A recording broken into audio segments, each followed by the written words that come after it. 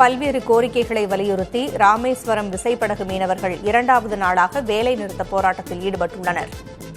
ஏற்றுமதி ரக மீன்களுக்கு உரிய விலை கிடைக்க மாவட்ட நிர்வாகம் நடவடிக்கை எடுக்க வேண்டும் என்பது உள்ளிட்ட கோரிக்கைகளை வலியுறுத்தி மீனவர்கள் போராட்டத்தை தொடங்கியுள்ளனர்.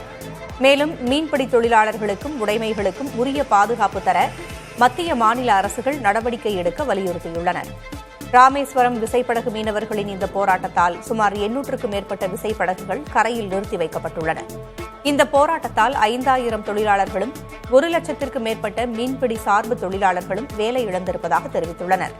இனிவரும் காலங்களில் மீன்களுக்கு உரிய விலை கிடைக்கவில்லை என்றால் மீன்பிடி தடை காலமே தேவையில்லை என்றும் அரசு கொடுக்கும் நிவாரணம் தேவையில்லை என்றும் மீனவ அமைப்புகள் தெரிவித்துள்ளன.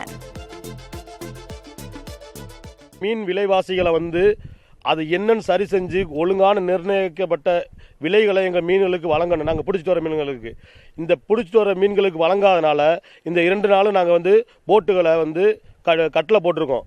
இதோட சார்பு தொழிலாளர்கள், சிறு சிறு கூலி தொழிலாளர்கள் எல்லாரோட வாழ்வாரம் பாதிக்கப்படுது. இதை மாற்றணும்னா அரசு தலையிடணும். தலையிட்டு நாங்கள் பிடித்து வர்ற மீன்களுக்கு, சங்காயத்துக்கு, இறாலுக்கு, நண்டுக்கு எல்லாத்திற்கும் உரிய மீன் விலைவாசிகளை கொடுக்கணும்னு கேட்டுக்கிறோம். 5 கடல் தான் போனோம்.